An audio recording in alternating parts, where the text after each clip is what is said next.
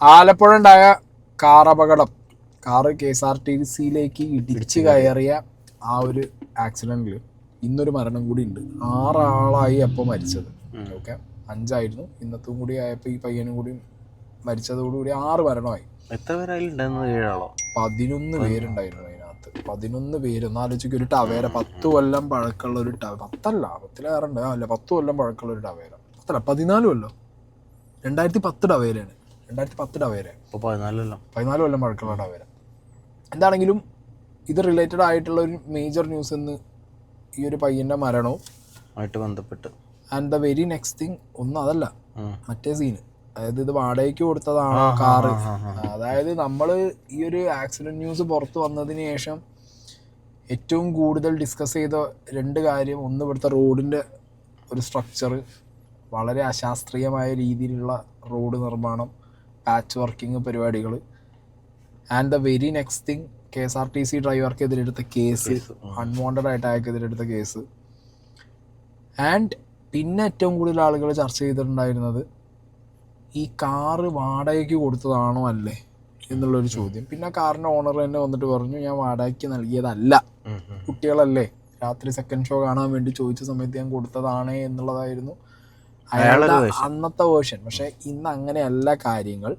Okay, ഇന്ന് വരുമ്പോഴത്തേക്ക് അറിയാൻ കഴിയുന്നത് എന്താണെന്ന് വെച്ച് കഴിഞ്ഞാൽ ഇയാൾ വാടകയ്ക്ക് തന്നെ കൊടുത്തതാണ് എന്നാണ് പോലീസിൻ്റെ നിഗമനം.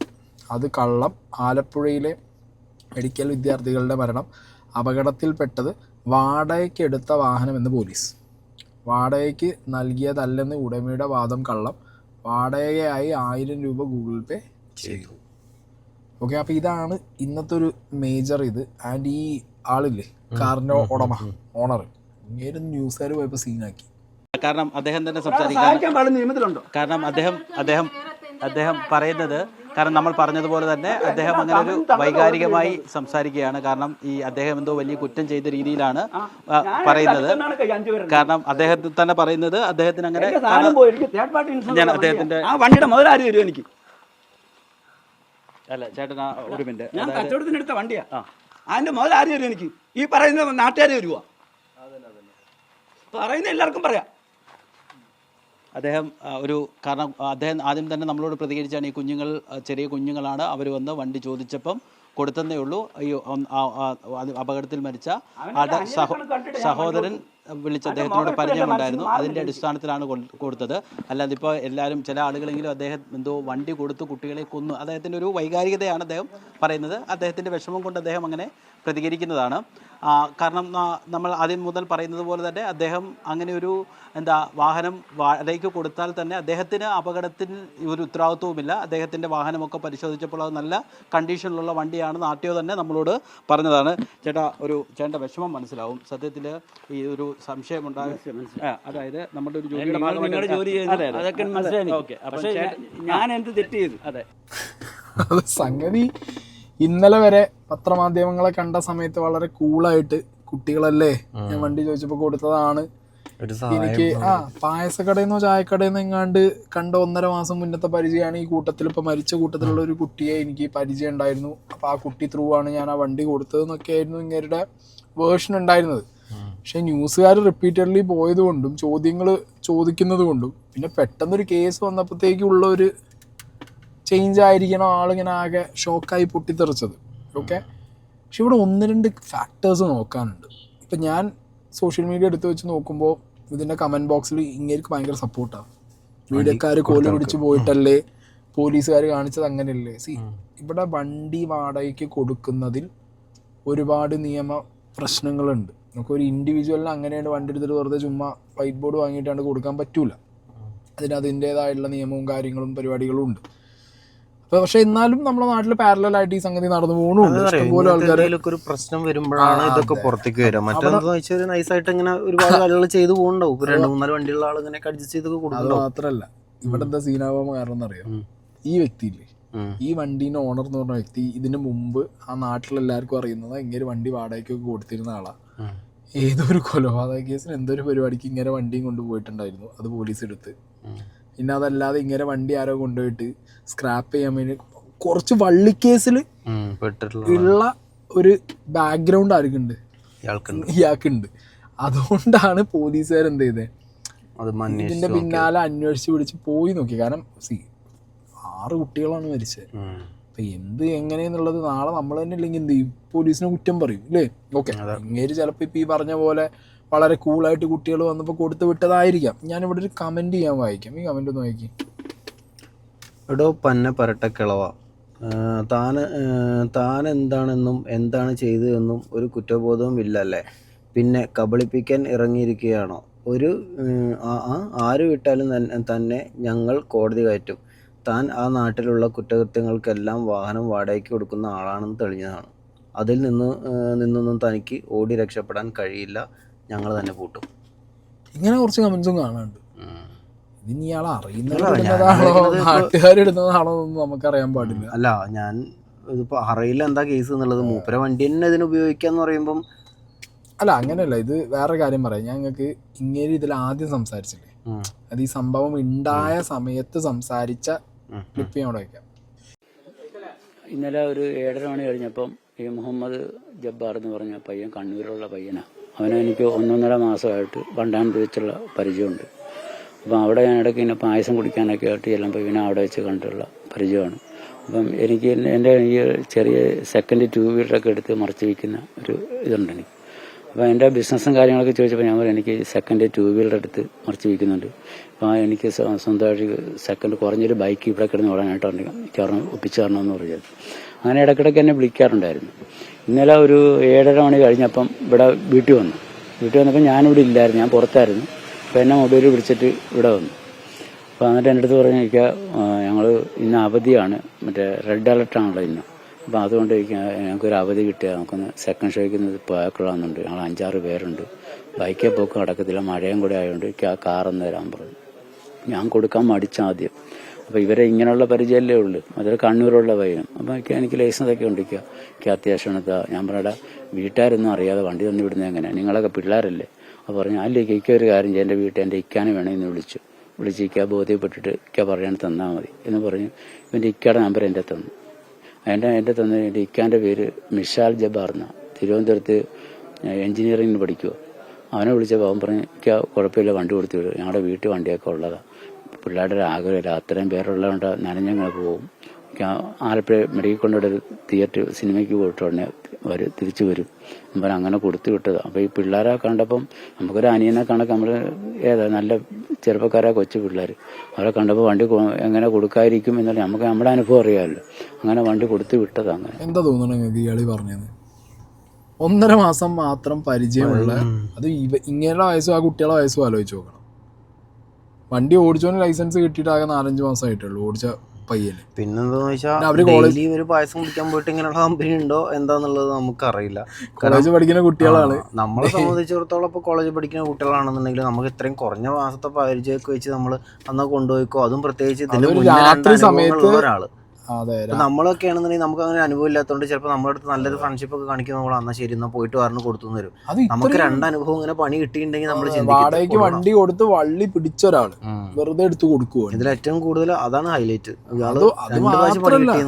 മാത്രല്ല 1.5 മാസത്തെ വെറും പായസം കൂടി പരിചയത്തിന്റെ മുകളിൽ രാത്രി ഈ പയ്യന്മാര് ഇയാളടുത്ത് വണ്ടി ചോദിക്കാന്ന് പറയുമ്പോ ചിലപ്പോ മേ ബി ഞാൻ വണ്ടി കച്ചവടം ഉണ്ട് അല്ലെങ്കിൽ എനിക്ക് വണ്ടി വാടകയ്ക്ക് കൊടുക്കുന്ന ഒരാളാന്ന് പറഞ്ഞ് കാണണം എപ്പോഴെങ്കിലും. അതുകൊണ്ടായിരിക്കും അവർ അപ്രോച്ച് ചെയ്തത്. വണ്ടി ചോദിക്കുമ്പോ സ്വാഭാവികമായിട്ട് പല സംശയങ്ങളും കാര്യങ്ങളൊക്കെ വരേണ്ടതാണ്. അത് മാത്രല്ല മൂപ്പർക്ക് ഫോണ് വിളിച്ചു കൊടുത്തു ഏട്ടനെ. ഇവരെ തന്നെ ആകെ 1.5 മാസത്തെ പരിചയം. ഏട്ടനെയാണോ അപ്പുറത്തുനിന്നുള്ളെങ്കിൽ ഇങ്ങനെ അറിയാം. അങ്ങനെ കുറെ ചോദ്യങ്ങൾ ഇതിനകത്ത് വളരെ സിമ്പിളായിട്ട് കുറെ ചോദ്യങ്ങളുണ്ട്. പ്രത്യേകിച്ച് ഇപ്പൊ നമ്മളാണെങ്കിൽ കോളേജ് പഠിക്കുന്ന സമയത്ത് അങ്ങനെയൊക്കെ തന്നെ ചെയ്യാം. അല്ലാതെ ഡയറക്റ്റ് ഏട്ടനെയും അമ്മേനെയും അമ്മായിച്ചനെയൊന്നും വിളിച്ച് കൊടുക്കുന്നില്ല. ആരെങ്കിലും ഫ്രണ്ട്സിനൊക്കെ വിളിച്ചിട്ട് തമ്മിൽ തന്നെ കൊടുക്കലുള്ള പരിപാടിയില്ല. ഇതിനകത്ത് എനിക്കിത് ഇപ്പൊ കേൾക്കുമ്പോ പോലീസ് ഈ പറഞ്ഞ പോലെ ഇത് വാടകയ്ക്ക് കൊടുത്ത വണ്ടിയാണെന്നും ഇങ്ങനെ ലൈക്ക് ചാടി കളിക്കുമ്പോഴൊക്കെ നമുക്ക് ഇപ്പത് കേൾക്കുമ്പോ ഭയങ്കരമായിട്ടൊരു ഡൗട്ട് തോന്നുകയാണ്. ഒന്നുമില്ലെങ്കിൽ ഇയാള് വളരെ നിഷ്കളങ്കനായ ഒരാളാവും, പറ്റിക്കാൻ നല്ല സുഖമായിരിക്കും, അങ്ങനെ പറ്റിച്ചിട്ടുണ്ടാവും. അല്ലെങ്കിൽ ഇപ്പൊ ഈ പറഞ്ഞ പോലെ വാടകയ്ക്ക് കൊടുത്തതായിരിക്കും, അത് പൊളിയുന്നായപ്പോ കാരണം 6 കുട്ടികളുടെ മരണമാണല്ലോ, പിന്നെ ആകെ പണി വാളിയോണ്ടുള്ള ഒരു ഫ്രസ്ട്രേഷനോ സങ്കടമോ ദേഷ്യമൊക്കെ ആയിരിക്കും. ഇനിയുണ്ട് എല്ലാം കിട്ടും. എൻ്റെ പേരിലുള്ള വണ്ടിയാണ് 2010 മാർച്ച് വണ്ടിയാണ്ട്, അടുത്ത വർഷം മാർച്ചിലാണ്ട് റീടെസ്റ്റ്. 15 വർഷം ആയിട്ടില്ല. ഇൻഷുറൻസും പൊല്യൂഷനും എല്ലാം ഉണ്ട്, വണ്ടിയുടെ പേപ്പർ എല്ലാം ക്ലിയർ. എൻ്റെ പേരത്തിനുള്ള വണ്ടി. വണ്ടി നല്ല നീറ്റ് വണ്ടിയായിരുന്നു, കാലപ്പഴക്കമൊന്നും അല്ലായിരുന്നു. വണ്ടി കണ്ടാൽ ഈ 2010 വണ്ടിയാണെന്ന് ആരും പറയത്തില്ലായിരുന്നു. നല്ല വൃത്തി വണ്ടിയായിരുന്നു. മഴയത്ത് തട്ടിക്കിടക്കുമ്പോൾ വണ്ടിയുടെ പഴക്കം പറഞ്ഞിട്ട് കാര്യമുണ്ട്, ഇടിച്ചിടക്കുന്ന വണ്ടിയുടെ പഴക്കം പറഞ്ഞിട്ട് കാര്യമുണ്ട്. എൻ്റെ അടുത്ത് ഈ 6 പേരെന്നും പറഞ്ഞ് എൻ്റെ നിന്ന് കൊണ്ടുപോയി. അപ്പോൾ ഞാൻ അവരെ കൂടെ പോരുന്നെങ്കിൽ എത്ര പേര് കയറിയെന്ന് ഞാൻ പറഞ്ഞേനെ. 6 പേരെ കൊണ്ടിരിക്കുക. അതുകൊണ്ട് ബൈക്കിൽ പോയി നടത്തി മഴയാണ്ട് ഇന്നൊരു അവധിയും കൂടെ കിട്ടുകൊണ്ടാണ് ഞങ്ങൾക്ക് സെക്കൻഡ് ഷോയ്ക്ക് പോകാൻ പറ്റിയത്. എനിക്ക് എങ്ങനെയെങ്കിലും തായ്ക്കാമെന്ന് പറഞ്ഞാൽ അങ്ങനെ വന്നെടുത്തോണ്ട് പോയത്. അതായത് ഇപ്പോൾ വണ്ടി വാടകയ്ക്ക് കൊടുക്കുന്ന ആളുകൾ ചെയ്യുന്ന സ്ഥിരം പരിപാടിയുണ്ട്. വരുന്ന ആളുകളുടെ കയ്യിൽ നിന്ന് ലൈസൻസും കാര്യങ്ങളും മേടിച്ച് വയ്ക്കുക, അഡ്വാൻസ് എമൗണ്ടോ എന്ത് ചെയ്യുക വാങ്ങിച്ച് വയ്ക്കുക എന്നുള്ളൊരു പരിപാടിയുണ്ട്. ഈ വ്യക്തി തന്നെ സംസാരത്തിൽ ഞാൻ ആ ക്ലിപ്പ് കൂടി വെക്കാം കേട്ടോ. ഇവരിങ്ങനെ ഭക്ഷണം കഴിക്കാൻ അവരുടെ കയ്യിൽ പൈസ ഇല്ല, ഫോൺ ഇപ്പോൾ ഓഫാവും, 12% ചാർജുള്ളൂ, ഇപ്പോൾ ഗൂഗിൾ പേ അയക്കാൻ പറ്റില്ല എന്ന് പറയുമ്പോൾ ഈ വണ്ടി ഓടിച്ച വ്യക്തിയുടെ കയ്യിൽ നിന്ന്, പയ്യൻ്റെ കയ്യിൽ നിന്ന് ഗൂഗിൾ പേന്ന് ഇയാൾക്ക് 1000 രൂപ അയച്ചു കൊടുക്കുകയും ഇയാൾ 2 500 നോട്ട് എടുത്തിട്ട് ആരെയാണോ ആ കൂട്ടത്തിൽ ഇയാൾക്ക് അറിയുന്ന പയ്യൻ, ആ പയ്യന് ഈ പൈസ കൊടുക്കുകയും ചെയ്തു. ഇതാണ് ഈ 1000 രൂപേൻ്റെ കണക്ക്. പോലീസ് പറയുന്ന 1000 രൂപേൻ്റെ റെൻറ്റിൻ്റെ കണക്ക് ഇതാണ് പറഞ്ഞുകൊണ്ടിരിക്കുന്നത്. അല്ല, ആ 1000 രൂപ ഇങ്ങോട്ട് മേടിച്ചിട്ട് പിന്നെ അങ്ങോട്ട് തിരിച്ചു കൊടുക്കുകയാണെങ്കിൽ പിന്നെ അല്ല, പയ്യന്മാരെ ഫോൺ ഓഫാവും എന്ന് പറഞ്ഞപ്പോൾ പെട്ടെന്ന്, അതായത് പൈസ ആയിട്ട് വേണം എന്നുള്ള രീതിക്കാണ്. പക്ഷെ ഞാൻ അപ്പോഴും എൻ്റെ ഡൗട്ട് ചെയ്യട്ടെ, ഓക്കെ ഫോൺ ഓഫാവും, ചിലപ്പോൾ ഗൂഗിൾ പേൻ്റെ സീനായിരിക്കാം, വാട്ട് എവർ ഫൈൻ. ഈ 1000 രൂപ അവർക്ക് ടിക്കറ്റ് എടുക്കാനും പെട്രോൾ അടിക്കാനും ബാക്കി ഫുഡിൻ്റെ പരിപാടിക്കും എന്നാണ് അവർ അത് പറഞ്ഞു വാങ്ങിയതാണ് ഇദ്ദേഹം പറയുന്നത്. അത് തെറ്റാണ്. അവിടെ 11 പേർക്ക് ഓക്കെ ടിക്കറ്റ് അവർ ഓൾറെഡി എടുത്തു എന്ന് വിചാരിച്ചോളൂ. 1000 രൂപ അത് 1000 രൂപ ഏതുകൊണ്ടല്ലോ, ഞാൻ വേറെ വല്ല കണക്കാണെന്നുണ്ടെങ്കിൽ എനിക്ക് സീൻ ഉണ്ടാവില്ല. ഈ 1000 രൂപേനെ കണക്ക് പറയുന്നോണ്ടാ ഞാൻ പറയണേ. 1000 രൂപയ്ക്ക് ഇവര് CCTVയിൽ ഇപ്പൊ ഇന്നൊരു വിഷ്വലുണ്ട്, ഇവരടുത്തുള്ള പെട്രോൾ പമ്പ് പോകുന്നുണ്ട്, ഒരു ടവേര പിങ്ങേര് വണ്ടി കൊടുത്ത സ്ഥലത്ത് നിന്ന് തിയേറ്ററിലേക്ക് ഏകദേശം പറയപ്പെടുന്നത് 15 കിലോമീറ്ററോ 14 കിലോമീറ്ററോ ആണ്. ടവേരയിൽ എണ്ണ അടിക്കണമെങ്കിൽ തന്നെ മിനിമം ഒരു 500 രൂപയ്ക്ക് എണ്ണ അടിക്കണം. ഒന്ന്, ഇവർ നേരെ പമ്പ് പോയിട്ടുണ്ട്, ഒരു കാര്യം. രണ്ടാമത്തെ കാര്യം, ഇത്ര മഴയും പ്രശ്നമാകുമ്പോൾ ബൈക്ക് പോകാൻ 1000 രൂപ കയ്യിലുള്ള ആൾക്കാർക്ക് ഓട്ടോറിക്ഷ വിളിച്ചല്ലേ ഇവർ പോവാ. അതല്ല ശരിക്കും ചെയ്യാ, ഒരു 2 ഓട്ടോ വിളിച്ച് പോവല്ലേ ഇവര്, കാണോ അല്ലേ? അല്ല, ഈ 13 കിലോമീറ്റർ ദൂരത്തിന് ഇവര് വാടകയ്ക്ക് ഒരു വണ്ടി എടുത്ത് പോകും. അല്ല, വാടകയല്ല, ആരെങ്കിലും കയ്യിൽ നിന്ന്. എനിക്കൊരു സംശയം എന്താ വെച്ചിട്ടുണ്ടെങ്കിലേ, അതുപോലെ ഇപ്പൊ എല്ലാവരിലും ഇപ്പൊ ഫോണില്ലാത്ത ആൾക്കാരൊന്നും ഗൂഗിൾ പേ ഇല്ലാതാണ്. എല്ലാവരും ഒരുപോലെ ഗൂഗിൾ പേ ഒന്നും ഇല്ലാത്തൊരവസ്ഥ, ആരെങ്കിലും ഗൂഗിൾ പേ ഇല്ലാത്തൊരവസ്ഥ എങ്ങനെ വരും എന്നുള്ളതുണ്ട്. പിന്നെ മാത്രമല്ല, ഇങ്ങനെ പറയുന്ന ടവേരയുടെ ഒരു കണ്ടീഷൻ, ഇങ്ങനെ വിൽക്കാനെടുത്ത വണ്ടിയാന്ന് പറയുന്നുണ്ട്. അങ്ങനെ വണ്ടി പലതും പുറം ഭാഗം വളരെ ഡീസെന്റ് ആയിട്ടുള്ള വണ്ടികളോ നമുക്ക് പറയണല്ലേ. അതെ, അപ്പൊ അതെന്താണോ അങ്ങനെ ചിലപ്പോ നന്നായി സൂക്ഷിക്കുന്ന ആളായിരിക്കാം. വണ്ടീന്റെ സീനൊന്നും നമുക്ക് പറയാൻ പറ്റില്ല. പക്ഷെ വാടക വണ്ടിയാണെങ്കിലും വൃത്തിയായിട്ട് സൂക്ഷിക്കാം. അതെ, അതും ചെയ്യാലോ. അല്ല, അങ്ങനെ ചെയ്യുന്ന ജോലി കറക്റ്റായി ചെയ്യണമെന്ന് ആഗ്രഹിക്കുന്നവരൊക്കെ ഉണ്ടാവും. അപ്പോൾ ഈ മിഷാൽ ജബ്ബാറില്ലേ, അപ്പം പുള്ളി പറഞ്ഞു അവൻ്റെ ലൈസൻസ് ഉണ്ട്, ഞാൻ പിന്നെ അതിൻ്റെ ഫോട്ടോ എൻ്റെ വാട്സപ്പിൽ ഇട്ട് തന്നേക്കാമെന്ന് പറഞ്ഞു. എനിക്ക് വാട്സപ്പിൽ ഫോട്ടോ ഇട്ട് തന്നു. ടാക്സി അല്ലേ, പ്രൈവറ്റാണ് വണ്ടി. റെന്റ് കൊടുക്കാൻ പറ്റും, റെന്റ് കൊടുക്കുന്ന വണ്ടി അല്ലത്. ആണ് ടാക്സി ആയിട്ട് ആദ്യം എടുത്ത വണ്ടി ഞാൻ സെക്കൻഡ് ഹാൻഡ് എടുത്തതാണ്. ഞാൻ സെക്കൻഡ് എടുത്ത് പ്രൈവറ്റ് ആയിരുന്നു ഞാൻ എടുക്കുമ്പോൾ. ഇപ്പോഴും പ്രൈവറ്റാണ് വണ്ടി, എൻ്റെ പേരിൽ തന്നെ ഉള്ള വണ്ടിയാണ്. അല്ല, കാരണം റെന്റിന് കൊടുക്കാൻ നിയമമില്ലല്ലോ. പക്ഷേ ഇല്ലല്ലോ, പിന്നെ ഈ വണ്ടിയൊക്കെ ആരും റെന്റ് കൊടുക്കുക? റെന്റിന് എല്ലാവർക്കും പുതിയ വണ്ടിയാണ് വേണ്ടത്, അല്ല ഇന്നോവയോ ക്രെസ്റ്റായോ ക്രെറ്റായോ അങ്ങനെയുള്ള വണ്ടി. നമ്മൾ ഈ പഴയ വണ്ടി എടുത്ത് ആരും റെന്റ് കൊടുക്കൂ? അത് 2010 വണ്ടി, എല്ലാം കറക്റ്റ് എൻ്റെ പേരിൽ തന്നെ ഉള്ള വണ്ടിയാണ്. ഞാൻ ആരെങ്കിലും വില കൂടുതൽ പറയുകയാണെങ്കിൽ മറിച്ച് കൊടുക്കാമെന്ന് പറഞ്ഞ് എടുത്ത വണ്ടിയാണ്. അപ്പോൾ ഈ വണ്ടി തരുന്നവരാരും പേരിലോട്ടാക്കാതെ വണ്ടി തരത്തില്ല. അങ്ങനെ എൻ്റെ പേരിലോട്ടാക്കിയത്, അല്ലെങ്കിൽ ഞാൻ പേരിലോട്ടാക്കത്തില്ല. അത് വണ്ടി വിൽക്കാൻ വേണ്ടി എടുത്ത വണ്ടിയാണ്. വണ്ടീൻ്റെ കാര്യം അവിടെ നിൽക്കട്ടെ, മുമ്പിൽ പറഞ്ഞൊരു കാര്യം കേട്ടോ, ലൈസൻസ് വാട്സിലേക്ക് അയച്ചു കൊടുത്തു എന്നാണ് അന്ന് അങ്ങേര് പറഞ്ഞത്. 2 ദിവസം മുമ്പ് അങ്ങേര് അതാണ് പറഞ്ഞത്. ഇന്നത്തെ കാര്യങ്ങൾ കേട്ടോട്ടെ. ഇന്നിപ്പോ ചാടി കളിച്ച നിങ്ങൾ ആദ്യം കണ്ടല്ലോ, ഇനി അടുത്ത കേട്ടോളൂ. റെന്റിന് കൊടുത്തല്ല, എൻ്റെ വണ്ടി എടുത്ത് മുഹമ്മദ് ജബ്ബാർ എനിക്ക് ഗൂഗിൾ പേ ഉണ്ടാകുന്ന നോക്ക്. മുഹമ്മദ് ജബ്ബാർ വണ്ടി എടുത്തിട്ട് പറഞ്ഞു, എനിക്ക് എൻ്റെ ഞങ്ങളുടെ ഫോൺ ഓഫാകാറായി, ഉടനെ മൊബൈൽ ഓഫാകും, ഞങ്ങൾക്ക് ഫുഡ് കഴിക്കാനോ ഒന്ന് അങ്ങോട്ട് പോയി കഴിഞ്ഞാൽ എൻ്റെ കൈ ക്യാഷ് ആയിട്ടില്ല, ഒരു 1000 രൂപ ഉണ്ടെങ്കിൽ വായ്പ അയക്കാം, ഞാൻ ഗൂഗിൾ പേ ചെയ്ത് തന്നേക്കാം, ഇപ്പോഴാണ് ഈ 10-12 ചാർജ് മൊബൈലുള്ളൂ, പെട്ടെന്ന് ഞാൻ ഗൂഗിൾ പേ ചെയ്തേക്കാന്ന് പറഞ്ഞു. അങ്ങനെ ഞാൻ എങ്ങനെയാണ് പൈസ നോട്ട് കൊടുത്താൽ പറഞ്ഞ് ഞാൻ തപ്പിയെടുത്ത് 2-500 നോട്ട് എടുത്ത് കൊടുത്തു. അവിടുത്തോട്ട് ഈ ഗൗരി ശങ്കർ എന്ന് പറഞ്ഞിട്ട് അക്കൗണ്ടിൽ നിന്ന് പെട്ടെന്ന് ഗൂഗിൾ പേ ചെയ്തിട്ട് ഇപ്പോൾ ഓഫായി പോയിക്കാന്ന് പറഞ്ഞ് മൊബൈൽ കൊണ്ടുപോയി. അല്ല എത്ര പേര് എൻ്റെ നിന്ന് ക്യാഷ് മേടിക്കും, എനിക്ക് എത്ര അക്കൗണ്ടിൽ ഗൂഗിൾ പേ ചെയ്ത് തന്നിരിക്കും. ഇവിടെ മീൻ മേടിക്കാൻ പോലും ചെല്ലു വന്നിട്ട് പറയും ചില്ലറയില്ല, ഒരു 50 രൂപ 100 രൂപ എന്ന് പറഞ്ഞ് മേടിച്ചാൽ ഗൂഗിൾ പേ ചെയ്ത് തരും. ഇല്ല, ഗൂഗിൾ പേ ചെയ്താലാണ് അവർക്ക് അറിയേണ്ടത്. അതറിയാൻ വേണ്ടി വന്നിട്ടുമുണ്ട്, മൊബൈലിൽ ഫോട്ടോ എടുത്ത് ഫോട്ടോണ്ട്. അല്ല റെൻറ്റ് കൊടുത്തെന്ന് വെച്ചാൽ ഞാൻ റെൻറ്റ് കൊടുത്തിട്ടില്ല. 1000 രൂപ 10000 രൂപ മേടിച്ചെന്നും പറഞ്ഞ് റെൻ്റ് ആവുമോ? ഏതാ ഇല്ല, ആര് പറഞ്ഞു ഈ അടുത്ത് ഞാൻ റെൻറ്റ് കൊടുക്കുന്നത്? അത് വർഷങ്ങൾക്ക് മുമ്പ് കൊടുക്കുമായിരുന്നു, ഇപ്പോഴല്ല. ആ പേര് ഇപ്പോഴും എനിക്കുണ്ട്, റെൻറ്റ് കൊടുത്തെന്നുള്ള പേര്. എനിക്ക് വണ്ടി കച്ചവടം. എനിക്ക് വർഷങ്ങൾക്ക് മുമ്പ് റെൻറ്റ് കൊടുത്തെന്നും പറഞ്ഞ് ഇപ്പോഴും റെൻറ്റ് കൊടുക്കണമെന്നുണ്ട്. ഒരു വണ്ടി ഒരുത്തം കൊണ്ടുപോയിട്ട് പൊളിക്കാൻ കൊണ്ടുപോയി, അതോടുകൂടി റെൻ്റ് പരിപാടി നിർത്തി. ഇല്ല. ആ മേടിച്ചു ചെയ്തെന്ന് പറയാമല്ലോ. അത് ഈ ലൈസൻസിൻ്റെ ഫോട്ടോ മാത്രം കണ്ടിട്ടാണ് വണ്ടി കൊടുത്തു വിട്ടത്. ഈ ആക്സിഡൻറ്റ് പറ്റിക്കഴിഞ്ഞ് ഇവർ മരിക്കുന്നതെന്നോ ആക്സിഡൻറ്റ് എങ്ങനെയാണെന്നോ ഞാൻ അറിയുന്നില്ല. 10 മണിയായപ്പോൾ അവൻ്റെ ചേട്ടനെ വിളിച്ച് ചോദിച്ചിട്ട്, എടാ അവൻ്റെ ലൈസൻസ് ഞാൻ കണ്ടു, പക്ഷേ എൻ്റെ തെളിവായിട്ടൊന്നുമില്ല. നീ ലൈസൻസ് ഉള്ള ഒരാൾക്കാണ് വണ്ടി കൊടുത്തതെന്ന് ചോദിച്ചാൽ എനിക്ക് തെളിവ് വേണ്ടേ? ലൈസൻസിൻ്റെ ഫോട്ടോ പറഞ്ഞ് ഇട്ട് തരാൻ പറഞ്ഞു, മേടിച്ചു. അത് തെറ്റാണ് ഞാൻ ചെയ്തത്. ആദ്യം പറഞ്ഞപ്പോൾ അങ്ങേര് ലൈസൻസ് വാട്സാപ്പ് കിട്ടിയെന്നാ പറഞ്ഞത്. പക്ഷെ ഇപ്പൊ കാര്യത്തോടെടുത്തപ്പോൾ മൂപ്പര് പറഞ്ഞത് കാണിച്ചു തന്നു എന്ന് മാത്രമേ ഉള്ളൂ. പിന്നെ ഇവർക്ക് അപകടം പറ്റി എന്നുള്ള ന്യൂസ് കിട്ടിയതിന് ശേഷമാണ് ഏട്ടനെ വിളിച്ചിട്ട് ലൈസൻസ് ഇട്ടുതരാൻ പറഞ്ഞ് ലൈസൻസ് മേടിച്ചതെന്ന് പറയുന്നുണ്ട്. 1000 രൂപ ഗൂഗിൾ പേ ആര് ചെയ്തിട്ടുണ്ട്? വണ്ടി ഓടിച്ച പയ്യൻ ഇയാൾക്ക് ഗൂഗിൾ പേ ചെയ്തിട്ടുണ്ട്. പക്ഷെ ഇയാൾക്ക് പരിചയമുള്ള ചെക്കനാണ് കടം ചോദിച്ചതെന്നാണ് ഇയാൾ പറയണത്. ഞാൻ ഒരു കാര്യം ഉണ്ട്, ടവേര 2010 മോഡലിനൊക്കെ 1000 രൂപയ്ക്കൊക്കെ തന്നെയാണ് റെന്റിന് പോവാറ്. അത് റെന്റ് മാർക്കറ്റിൽ നിങ്ങൾക്ക് ചോദിച്ചു കഴിഞ്ഞാൽ കൃത്യമായിട്ട് അറിയാം.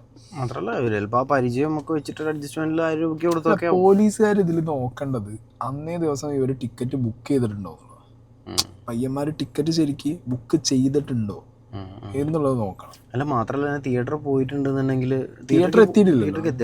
ഞാൻ പറഞ്ഞ ടിക്കറ്റ് പ്രീ ബുക്ക് ചെയ്തിട്ടുണ്ടോ എന്നൊന്ന് നോക്കണം. തിയേറ്ററിലേക്ക് തന്നെ ആയിരുന്നു ഇവരുടെ പ്ലാൻ എന്നുള്ളതൊന്ന് ചെക്ക് ചെയ്യണം. ഓക്കെ. പിന്നെ അത് മാത്രമല്ല, ഈ പറഞ്ഞ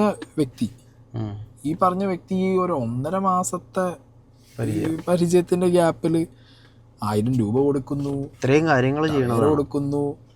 ലൈസൻസ് കിട്ടിയില്ലെങ്കിലും കുഴപ്പമില്ല, അത് ജസ്റ്റ് കണ്ടാ മതി എന്ന് പറയുന്നു. എനിക്ക് അവിടെയൊക്കെയാണ് ഇനിയിപ്പോ ക്യാഷ് ഇനിയിപ്പോ ഇത്രയും ദിവസം കണ്ടുപോയി 1.5 മാസത്തെ പരിചയമാണെങ്കിലും ഞാൻ കൊടുന്നേരാന്നൊക്കെ പറയുമ്പോൾ ചിലപ്പോൾ കൊടുത്തു. വണ്ടിയൊക്കെ ഇവര് തമ്മിൽ 1000 രൂപ ചെറിയ പൈസയായിട്ടല്ല, പക്ഷെ അത്രയും കമ്പനി ആകുമ്പോൾ ചിലപ്പോൾ ഇനിയിപ്പോൾ കണ്ടപ്പോൾ ഇയാൾ പറഞ്ഞിട്ടില്ല വളരെ ഡീസൻ്റ് ഒരു പയ്യൻ, കണ്ടപ്പോൾ കുഴപ്പമൊന്നുമില്ല തോന്നി കൊടുത്തത്. വണ്ടി രാത്രി ഇങ്ങനെ കൊടുക്കുക. പിന്നെ ഇങ്ങനത്തെ ഇപ്പോൾ ഒരു 11 ആൾ ഇനിയിപ്പോൾ 6 ആളെന്ന് ഇയാൾ വിചാരിച്ചു എന്നാണ് പറഞ്ഞത്.